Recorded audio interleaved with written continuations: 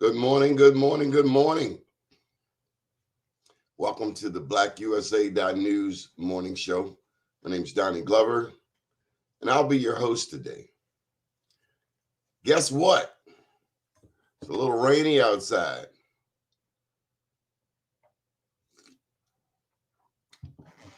Matter of fact, what they are announcing, reporting, predicting is Noah's Ark is going to come online today. It's going to be a lot of rain. Maybe the storm of a lifetime. Heaven forbid. Anyway, hope that you're doing well, being productive, making the best of today. Thank you, Lord, for another day. Thank you for the rain. God bless those people out there stuck in the elements. That's my book, still pushing it. I Am Black Wall Street, with the foreword by Billy Murphy. Do pick up a copy of the book. I find it to be very relevant, being the author. Some wonderful sources. Here's a tidbit from the book. Lastly, I have a word for the black business owners in my hometown, Baltimore. Baltimore has a long, rich legacy of black excellence. Harriet Tubman. Did you know Harriet Tubman was an entrepreneur? She sure was. Harriet Tubman and Frederick Douglass spent time here, as did W.E.B. Du Bois. Benjamin Banneker, the great engineer, hailed out of Baltimore County. How many of y'all knew that? Joseph Locke's funeral home. Miss Cynthia Galmore, you got to make sure you get this book. Joseph Locke's funeral home. This is over in East Baltimore. Founded in 1835. Now, 1835, 1900, so is that 65 years, 165, 185, 186-year-old business, Paul Stanley. Joseph Locke's, and Cynthia Galmore owns it today. A 186-year-old. And folks, too, according to my research, that's the oldest black business in America. Family-owned business. I'm always fascinated when I see, the dates of businesses across America, the dates that they were established. That's 186 years. I wonder if Mr. Dashiell's in there. Mr. Dashiell, I just read an excerpt from my book talking about Locke's funeral home. Locke's funeral home over in East Baltimore was established in 1835. Wow. It started off as a livery business, and it is one of, if not the oldest black family business in America today. And one of my dad's late colleagues, Cynthia Galmore, is the owner today. Okay. You would know Joseph Locke's because Patricia Smoke is a member of the Locke's family. I know Patricia Smoke for sure, but I did not know the relationship. And I'm surprised that the business started around the same year you were born. I wasn't born there. 1835. It's been a busy political week, from the governor's race to the comptroller's race. Well, that's not really gotten too interesting. I know Brooke Learmon's all over the state, but between the governor's race and the attorney general's race, let me start with the governor's race. I have been in brief communique with Wes Moore. Now that, let's get to the hot news. Peter Franchot picks a running mate, and within 24 hours of his announcing this lady, Anderson Walker from Prince George's County, within 24 hours,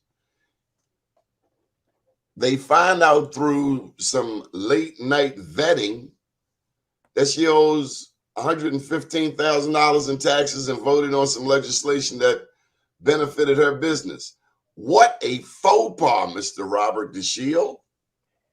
It doesn't get any worse than that. I mean, you would think whoever in Francho's campaign had the responsibility for vetting prospective running mates, I suspect they're looking for employment today. That's assuming that the information that you just indicated is correct. Unfortunately, in today's time, it's sometimes hard to discern entertainment from fact in terms of the news outlets. This is probably one of the few outlets where you're going to hear facts, sometimes mixed with opinion, but the opinions even are based upon facts that can be verified. I can't say that hardly about any other medium today. Everything is for entertainment purposes only. No, we don't want to entertain. We Right. want to inform. So I'm not sure if you're familiar with Deborah Carter. She's out of Prince George's County. We recently gave her and Joe Gaskins a Black Wall Street Award. And initially, she was on the short list, if I'm not mistaken, for Francho's pick for lieutenant governor. She withdrew her name on Monday, in which case, I guess Tuesday, that's when Francho came out. Wednesday, they found out that the candidate he chose had these issues. Well, that if it had worked, it would have been, pardon the pun, but it would have trumped Rashern's move completely. I mean, Rashern went to Montgomery County and picked a Latino female as a running mate, as you well know. If Francho's, but for the fact that they did not even take the time apparently to vet this lady, Franco's move would have completely trumped and overshadowed Rashern. But what it shows is the utter lack of real concern in regard that Francho's people have for Black folk. That's what it shows. It wasn't important enough to take the time to vet properly. That's my take. Did you see the forum that Daryl Barnes and the Black Caucus had regarding the Black agenda? I didn't see it, but I remember you told me something about it, and of course I read. In fact, I think you told me. I think Michael Haney was there. I think, and Michael told me something about it as well. And they were, as I recall, they were bragging about the fact that Francho was the only one who presented his agenda, Black agenda, so-called Black agenda, in writing. That everybody else, Wes and the rest of the candidates who were there, said, basically, we'll get back to you. We'll provide it later. He has it on his website. But the thing that also struck me about Mr. Francho is he left the forum early. Yeah. He came, listen, I have a Black agenda. Go to my website. And I'll talk to you later. I got to get home. My wife is ill. Yeah, he clearly, at least I'm not going to say clearly because I'm not going to take the bait of. I could be wrong. Yeah, I don't think. I honestly do not believe that Franco cares at all about the Black community. I think, as I said a minute ago, the fact that he picked a candidate without the kind of vetting that even my 4-year-old grandson would have done, or my 10-year-old granddaughter would have done. The fact that he did that with such utter disregard for even checking it out, it confirms his lack of concern and care, as far as I'm concerned. Now, this lady Anderson Walker, she's the only one on the Prince George's County Council who is in support of Francho. The other 9 or 10 are in support of Rashern Baker. Last time around, it was Rashern who only got one of the Prince George's County people to vote for him. Well, I'm not a supporter of Rashern either, because this whole idea of going to pick somebody who a lookalike, or or trying to attract a certain segment of the voting population that you think will be persuaded without any substance, just on the basis of what they look like or how they sound. Mr. Dashiell, I got something special for you. Go ahead. at this Black Agenda Forum called by the Black Caucus. Then Rashawn Baker came in second last time. He lost to Ben Jealous. Right. Not by a huge margin, but people are still reeling about the fact that Ben Jealous, who doesn't even live in Maryland, came in here and spanked Rashawn Baker and the rest of the field. Right. Well, the other thing is, at this meeting now I want to tell you the topic of this meeting that Caucus Chair Darrell Barnes called. It was to speak about the Black agenda. Mr. Dashiell, Rashawn Baker got up there and started talking about people of color. Said he did not need a Black agenda. That's what the Black man from Prince George's County, who's got most of the Prince George's County Council in support of him, he said, let his work speak for him. He was talking about people of color. It was in the marquee, the Black agenda. Right. He seemed to be an apologetically black man. Well, it would have He to hasn't be. been to Baltimore. Well, I mean, it would have to be. I mean, after all, he did not select a Black running mate. So, I mean, he's hard pressed. And you know how I feel about the so-called people of color. You know, we can't have nothing to ourselves. If I'm going to be Black, just at least let me have that to myself. But now I'm not supposed to be Black anymore. I'm supposed to be a person of color. Well, you know, there's power in words. And words make a difference. And names make a difference. And one thing we've got to do is stop allowing other people to define who we are and whose we are. And that time has come. And so Rashawn Baker's no better than Francho. He doesn't get any high marks, any higher marks because he picked a Latino woman. In fact, to be quite honest with you, I'm more disappointed and disgusted with Rashawn than I am with Francho. Francho did what white folk have always done. Because I suspect they don't know any better. I don't think they care, but I suspect they don't. But Rashawn, in this day and time, after what we've been through, in this era, today, should know better. Should know better. But he's playing the same, he wants to play the same card that I would say that, you know, little Anthony played. Little Anthony Brown, I'm talking about. You'll get to that. He wants to play the same card. I'm Black. You know I'm Black. But as far as Black folk are concerned, I'm not going to talk about that. Well, it's many people's hope that Anthony Brown learned his lesson back during that 2014 election that he lost to Hogan. So now, as we reported last week, Anthony Brown is now running for Attorney General. That was announced this week. That's right. Yeah, I have two reactions. Number one, I begin to think, well, you know, he just wants to be something other than having to run for Congress every 2 years. The other thing is in my opinion, he lost in Baltimore City out of his own arrogance. He lost because he took Black people for granted.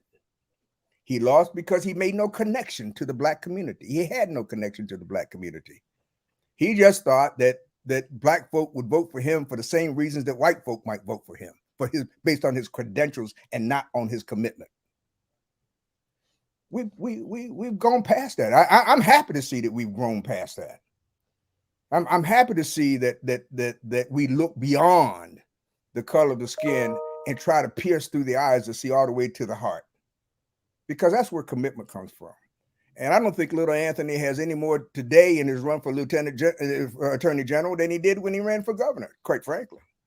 I don't know, because the fight just got interesting. I say this Attorney General's race is going to be more exciting than any other race, because it's going to get straight down to the nitty-gritty, Black or white. He was challenged this week. Are you ready? Are you ready? Are you ready? Go ahead. The O'Malley camp. Katie O'Malley said that she wants that seat. Interesting. So now one gang is fighting amongst each other for the top spot. He wants her daddy's spot. She wants her daddy's spot. You know, if you can call it her Right, daddy's right, spot. right, right. Well, you know, the candidate I think that will be successful in the Black community is one who can successfully articulate what the position of the Attorney General means to the Black community. I mean, that's not a position that historically has drawn great attention. It's not a position that historically, that anybody has paid in the Black community. It's paid a whole lot of attention to, quite frankly. The closest thing to it was way back when Milton Allen ran for state's attorney in Baltimore City. Well, Which, bail reform came up on this current yeah. Attorney General's watch. And bail reform put a lot of, when they came with the new bail laws, it put a lot of Black bail bondsmen out of business. And we're still suffering from that from a financial end because they were some of our biggest supporters, including Mr. Larry Gaines and Mo Tillman. That's they true. were great supporters. That's and true. They were kicked straight out of business. That's true. The elimination of cash bail bonds pretty much, put not a dent, but it basically put the industry in a chokehold. So who I'm seeing being the prime beneficiaries of that bail reform are the people with the little ankle bracelets. Don't even get me started about that. There basically only two companies that I'm aware of that provide that service at a cost of $400 a month. $400 a month. Where's the locked up person going? A person who's not employed going to get $400 a month? The idea is that if the alternative to the bracelet is being inside the jail, you get it wherever you can. And I've had a little bit of experience. I have a little bit of experience with people, and I can tell you that there's really no monitoring done. And it's a simple reason. If I default you, if I report to the court that you went out of geographic area that you were permitted to go in, and you get locked up, I ain't getting that $400 a month. So I'm going to do everything I can to keep. Conversely, as long as you're paying that $400 a month, I honestly don't care where you go. So, and as I said, as far as I know, there are two major companies. Have said this in a way I never thought about. Yeah. They don't care. They don't care as long as they're getting the $400 a month. They don't care where you go.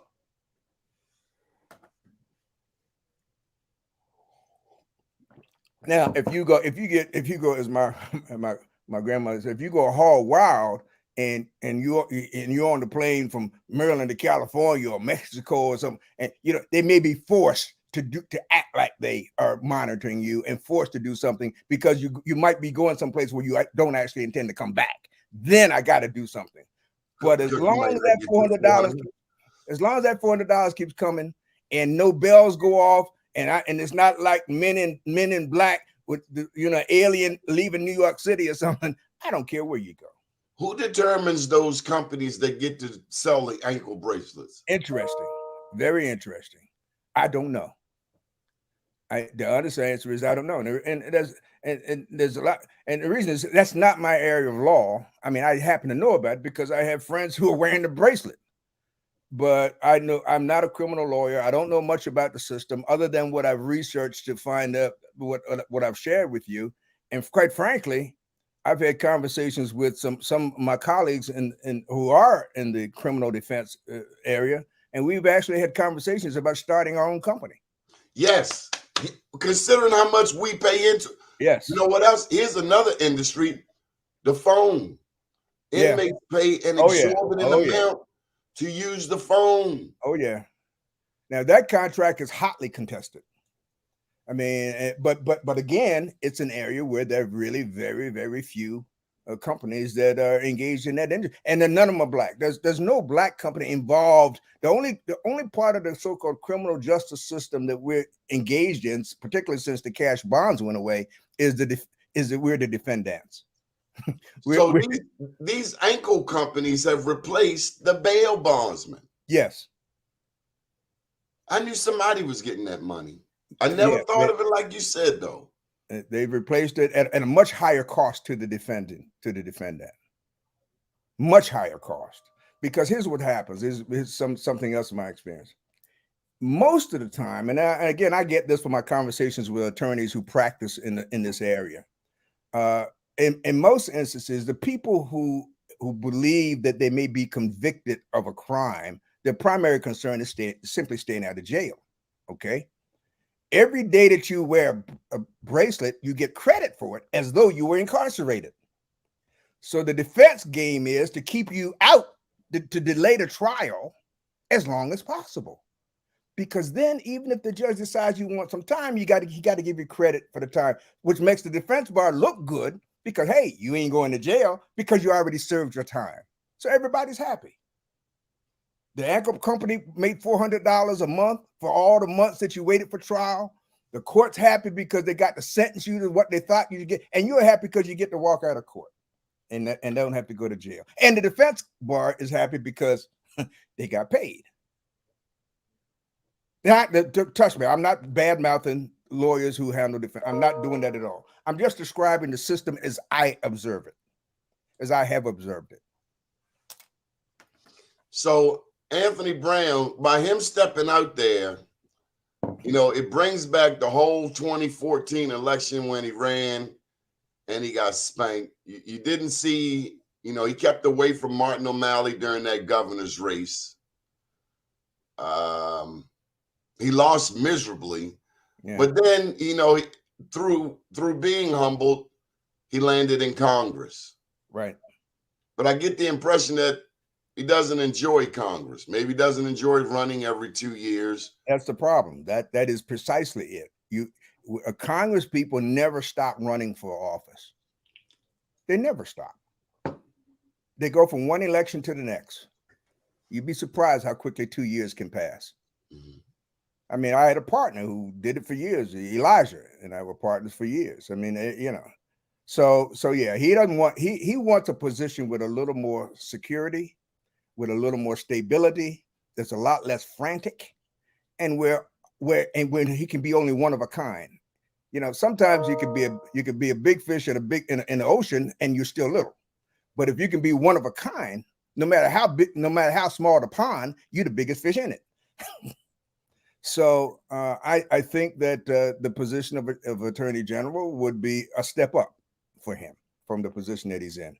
I think he's going to have a difficult time winning because of who the other candidates are, particularly Katie O'Malley. Does she have a great reputation in the African American community? I don't know what her reputation is in the African American community. I know she had a very good reputation as a judge. And I suspect that she would. So she's been a friend to Black people. I can't say that. I don't know her personally, and I think over the years I had maybe only one trial in her courtroom, and my recollection is I got a favorable outcome, but that's certainly not enough to draw an opinion. And you don't get to be friends with any community as such by being on the bench. You're not supposed to be friends with anybody. You're supposed to administer the laws and as they're supposed to be. But okay, but this is America.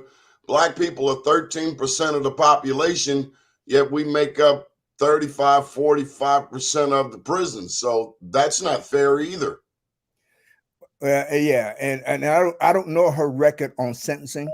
I don't know. I mean, district court judges. I heard she would lock a black man's ass up quicker than a Baltimore speed camera. Well, if that's true, that's going to be an issue that she certainly should have to address and deal with in her run. But in the final analysis, how does Katie O'Malley come out 2 days after her husband's former lieutenant governor for 8 years announces, hey, I want to be attorney general? That's on the street, Mr. Dashiell.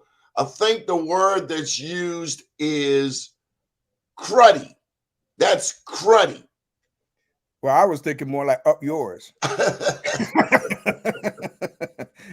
but but the fact is, she thinks she can win. Her husband, O'Malley, thinks she can win, and frankly, she does have it, because even on the issue of incarceration, her message is the people that I sent to prison deserve to be there. They committed the crimes that they were charged with. What do you want me to do? Send them back to your community to commit more crime? That's her message. And I think that she will be able to articulate the role of the attorney general in a way that little Anthony probably can't. And she can certainly point to her experience on the bench, which of course he can't. So, I think you're right. I think that race is probably going to be at least as interesting as the gubernatorial race. So that being so, where would be her strongest districts? Do you think she'll get more support in Montgomery County, Baltimore, Prince George's County? I'd be real surprised if she doesn't do very well in Baltimore City, Baltimore County, and Prince George's County, and even and certainly Montgomery County. I'd be real surprised. O'Malley name? Yeah, Baltimore. I'd be real surprised, Tiny, if she doesn't do very, very well. The O'Malley name won't hurt her. She's not him. But what will help her is she's going to say, I mean, look, Hogan has painted Baltimore City as a den of thieves, den of criminals, as a den of iniquity. She's going to come in and say, look, I as a judge, I tried to help that. Now, I didn't get a whole lot of cases out of Baltimore City because I didn't sit in Baltimore City all that much. But, or if I don't know if all actually, but she could say, I helped clean your streets up. I helped protect your neighborhoods. I got the ones that came in my court that deserved it, that were guilty. I sent them away, and so therefore, you ought to support me because of that. Now, contrast that with what exactly is Anthony's message? I ran and lost in 2014 because of my arrogance, because I took you for granted. Not only lost, but I lost to an outlier, somebody who wasn't even from the, and I lost badly. What's his message? I don't think he has one that's going to be effective, to be quite honest with you. But again, I'm not a statistician, I'm not a politician, and I'm not a student of politics, so I'm probably wrong, but that's what I believe. You raised some interesting questions. So Joe Biden came to town recently. I saw Congressman Mfume right there beside him. He had a big old smile on his face. I got to say, I'm really disappointed in Joe because he is taking him too long to realize this ain't his grandma's house. This is not the country that he thought that he participated in during his years in the Senate. It's not even the same country that he participated in during his time as vice president under Obama. I don't think he was prepared for the country as it exists post-Trump. I'm not sure anybody was, but I don't think he was. And the media, the media is very interesting. The media portrays this thing as though it's up to the Democrats standing alone to run the country, and all the Republicans have to do is just wait till it comes to them so they can say no. Now the media doesn't deal with the fact that McConnell has already said no. They act as though the Democrats, they're divided among themselves and all this kind of stuff. It doesn't matter. It doesn't matter. If they came with a bill for Mitch McConnell that has zero cost, he's already said no. But the media doesn't talk about that. They talk about all the conflicts in and among the Democrats. Joe is not getting any help. Right? Joe is not getting any help from his VP. He's not getting any help at all, I don't think. From people are wondering where she is. I think she showed up last week somewhere, didn't she? Or the week before? I don't know. Yeah. Somebody told me they saw her. I'm not sure where it was. Maybe it was getting in the car or something. But he's not getting any help at the policy level. He's not getting any help at the level of communicating to the public, to the people, where he is and why he's there. He's just not getting any help, and he's not going to get it from the media because they just want to keep the controversy going within and among the Democrats. It's her job. It seems to me it ought to be her job to help offset that, and I don't see her fulfilling that function. So let me ask you this: when it comes to Joe Biden, Kamala Harris, the Democrats, are you suggesting that Trump is still winning? I'm suggesting that the issue is still unaddressed. The issue all along, in my opinion, is who does this country belong to? I don't hear it. To the extent that Trump still has support, it's only because the people who nobody wants to address that issue forthrightly. And I'm suggesting to you that the number of folk within the Democratic Party who answer the question the same way Trump does is a number is greater than what anybody wants to acknowledge. And that's the problem. It's not so much that people are loyal to Trump. They're loyal to the answer to that question. That's a polite way of saying it's racism. You got it. So what else is going on? What about the city of Baltimore? Chew Smith. I don't know if you know Chew Smith, former Harlem Globetrotter. He has Chew Smith Youth Empowerment out in Owens Mills. He's done a lot of things here in Baltimore, even here in Sandtown. But he finally got awarded at the Board of Estimates meeting, the old Patterson, I want to say Patterson School. Yeah. For his Chew Smith Youth Empowerment. Nick Mosby presided over that particular announcement. And so all of that to say, I have finally seen with my own eyes the Board of Estimates benefit a black man here in a majority black city. I'm really proud of those guys. Chew Smith, Nick Mosby. That's what I saw thus far. Yeah, I mean that was a good thing, and I'm always happy to see, particularly black folk that are doing things to help kids and all that sort of thing. But Donnie, we need income producing property. We don't need no more grants to nonprofits. We need bricks that produce money. And so I want to see, for example, I want to see who does Harbor Place go to? Who does the Galleria go to? Because I tell you, I was downtown on Pratt Street yesterday. Yeah. In the middle of lunch. Downtown is dead. Oh yeah. Well, all the stores in the Galleria and except I think the Hotel Me is still open, but all the other stores I think are closed in the Galleria. And Harbor Place has been on life support for years. In fact, you might say some people are saying it's time to pull the plug, and it is. But I would, and so I don't know yet because the city is very tight-lipped about who they're in discussions with. But the city has a major role to play in deciding who becomes the next owner, because the city owns the land.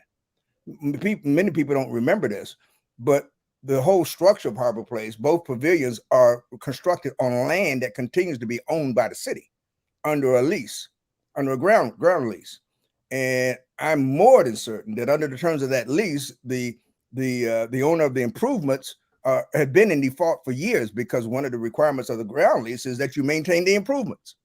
And of course, and the fact that they didn't do that is what's resulted in the loss of tenants and the fact that it's dead now. So the city's got a major role to play in deciding who the next owner of that facility would be. I'd like to see, because we don't own anything down. Black folks, as far as I know, really don't own anything downtown. But I'd like to see it not just a black developer, but I'd like to see it done in a way such that a number of black folk end up owning a piece of that pie.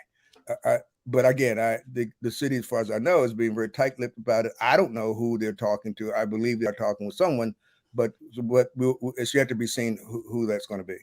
Years ago, when they first opened that gallery, I worked every bit of a few hours, a few days at the Banana Republic.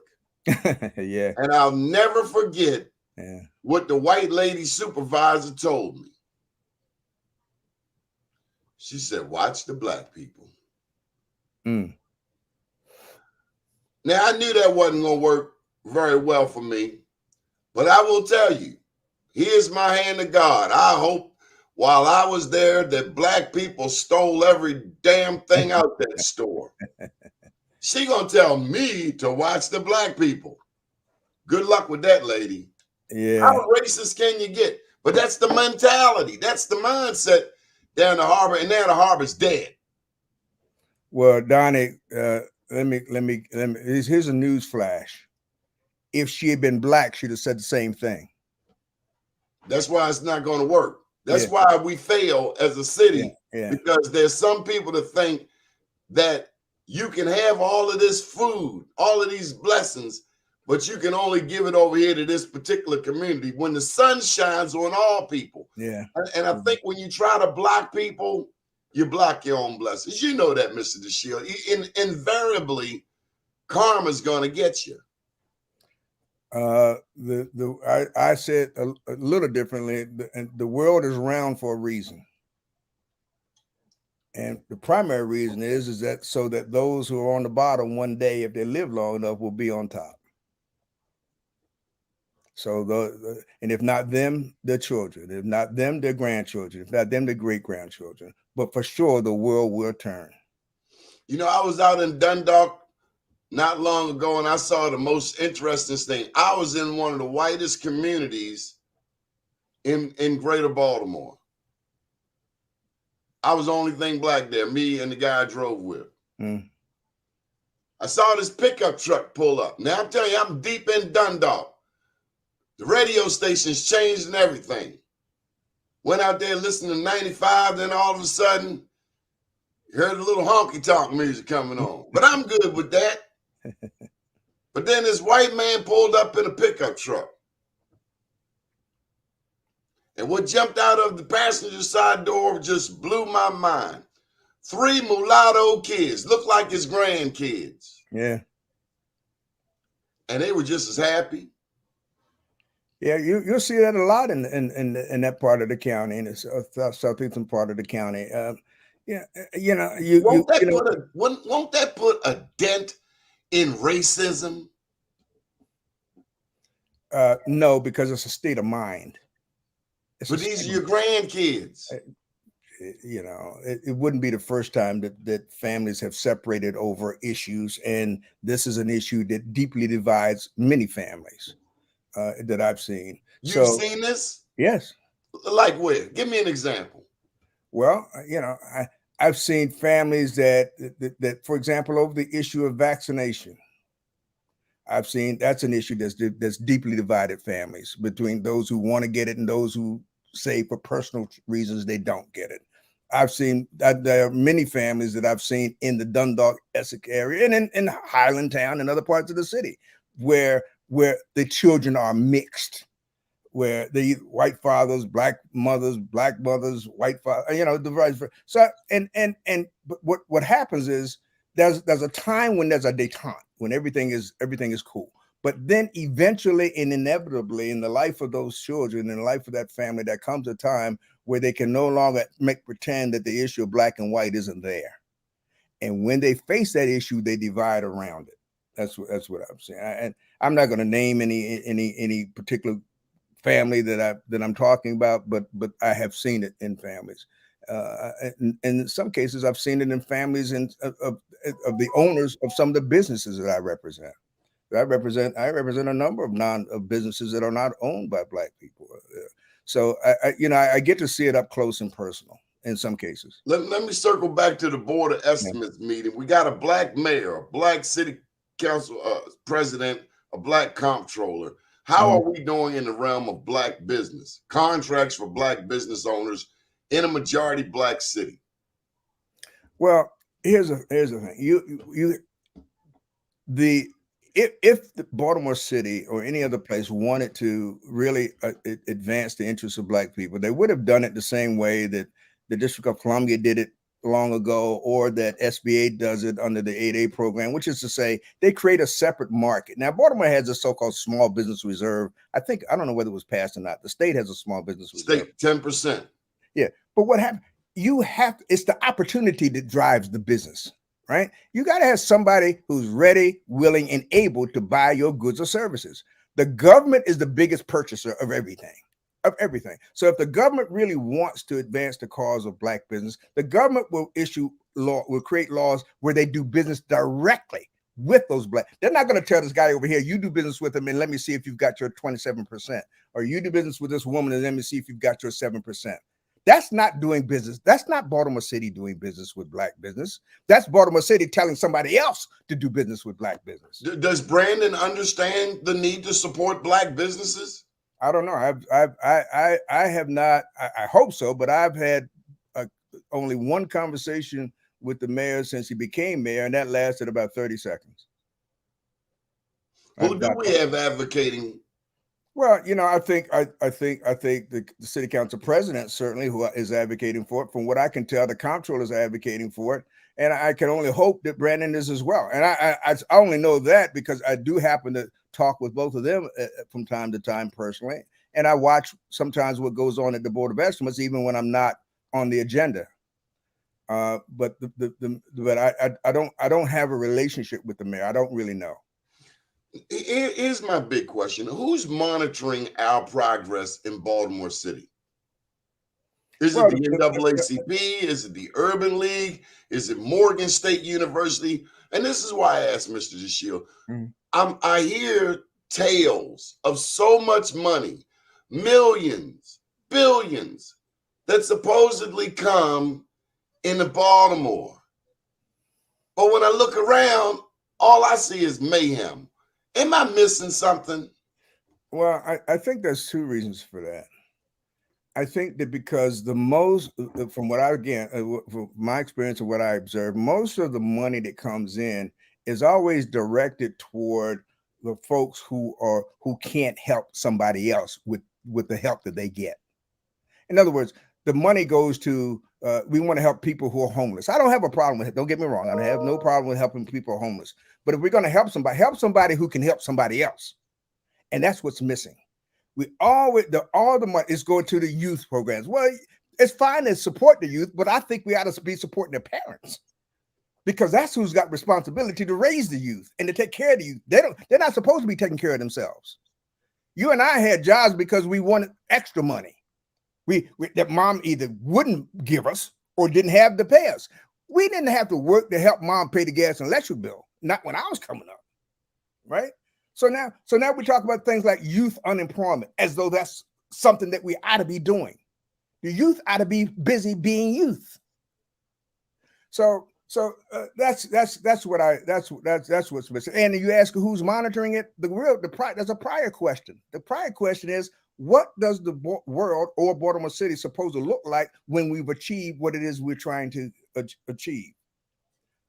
Somebody put the canvas up on the wall. Give me a fresh bucket of paint or multicolors and paint a picture of what it looks like if you had your druthers, if you could do everything that you wanted to do, who would be making the decisions about what's going on? What would Baltimore City look like?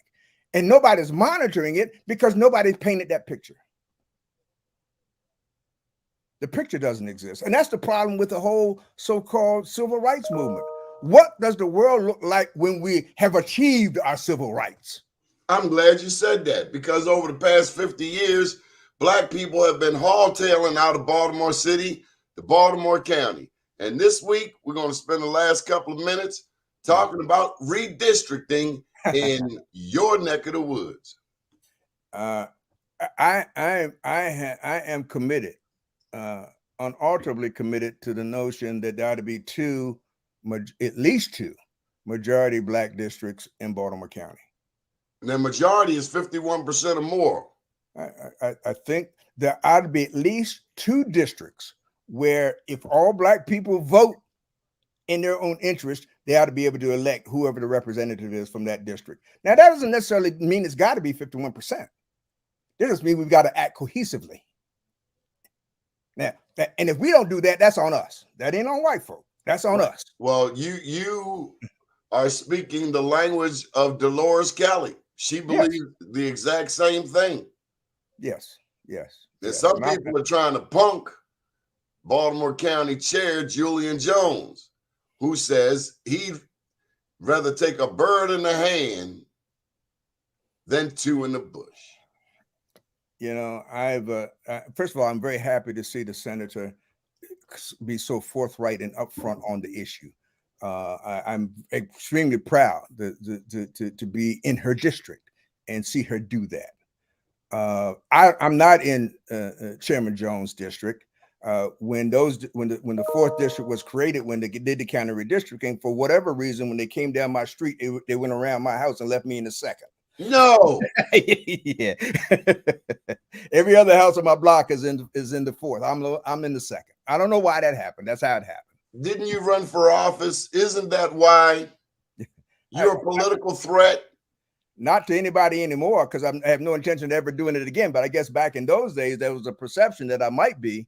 But if anybody's listening, you can call off the dogs now. I'm not doing it. But yeah, I was disappointed to the same extent that I was proud and pleased with Senator Kelly's remarks. I was utterly disappointed in Julian Jones' remarks. You thought he took the kumbaya passive way out? I think he took the people of color way out. Oh. I do. We talk, and I consider him a friend. But look, man, it's time for the truth to be told. He's saying, considering that Black numbers are increasing in Baltimore County at the current trajectory, by the time of the next census, we'll have, in fact, enough Black people to have two solid majority Black districts. Well, number one, I think it's 47% now, but it's not just Black, Donnie. See, this is we have an interest.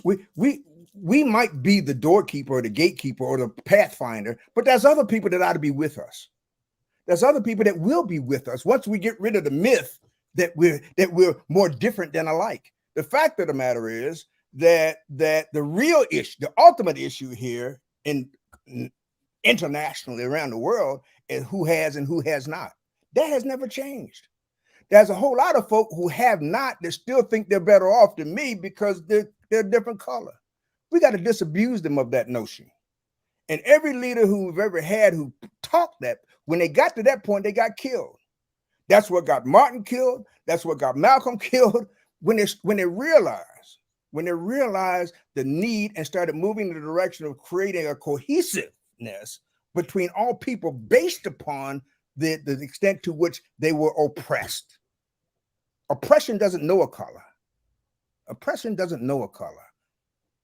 So I think that the time will come when Latino people, when other people who realize that, hey, you know what?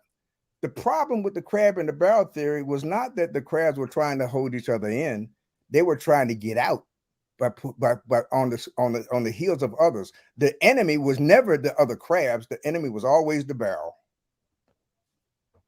As soon as we realize that, then we can start to move forward. Do you eat crabs, Mr. Dashiell? Absolutely, every Friday, including today, God willing. Who has the best crabs in the state of Maryland? I'm going to say Ships in Catonsville. Well, I'm going to say Ships. What?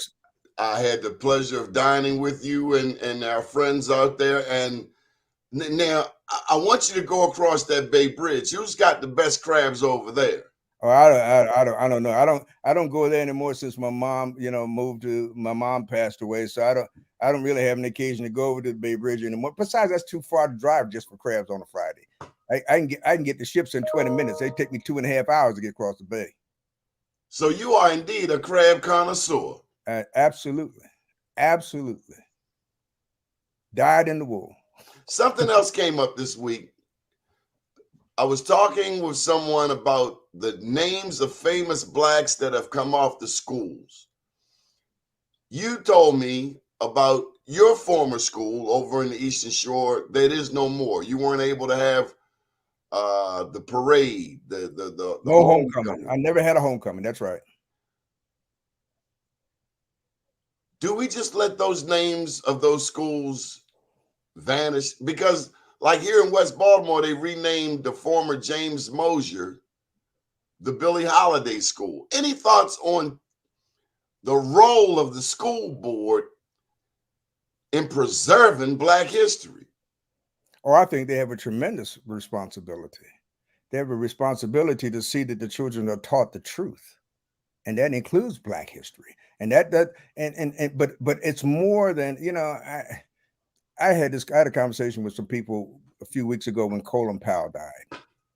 I don't know the man. I never met him, never shook his hand. I simply asked the question, what did he do for Black folk? Because everything you're telling me that made him great was as a result of something given him by white folk. He was appointed Secretary of State. He wasn't born that. He was appointed to be a general. He was commissioned. He wasn't born that way. So those are all things. Those are all credentials that were given to him. And trust me, but what he did do, I asked this question. I said, we have to lay at his footstep the big lie, the other big lie, the first big lie about the yellow uranium, and look at all the lives that were lost because of that. We could go all the way back to My Lai and look at look at the lie. He was responsible for helping to smooth that over, if you will. So, and I'm not saying anything against him, but I'm just saying, look, folks, if we're gonna say somebody was great, if we as Black people are gonna say somebody great, we ought to be able to look at something and say, this is what they did for us. Like Chapter James? Yes. Not just because we don't say they're great just because white folks said they were. That we can't do that. That's part of the process of identifying who we are for ourselves. Benjamin O. Davis. Yes. Or James Fortin up in Philadelphia. Revolutionary War. My hero is Harriet Tubman. Why? Because you were born around the corner from where she... that could be it. But when that woman was so distrustful of white folk that when she finally had to have surgery because of the beating she had taken, she had convulsions. She went to Boston to have surgery, but she was so distrustful of white folk that rather than anesthesia during the surgery, she bit on a bullet. She stayed awake because she wanted to watch. That's it. She bit on a bullet while her skull was opened up and put back together. And she also said, and you remember, I say it all the time, I could have freed more of them if they'd known they were slaves. And that's our problem still today. There's too many of us that don't realize that what we believe and what we act out in our daily lives is diametrically opposed to what we say we want. And with that, I bid you farewell. Top of the day, everyone. We'll be back tonight with Kamal Hubbard and Black USA Crypto News. Good morning, world. Thank you, Mr. Dashiell.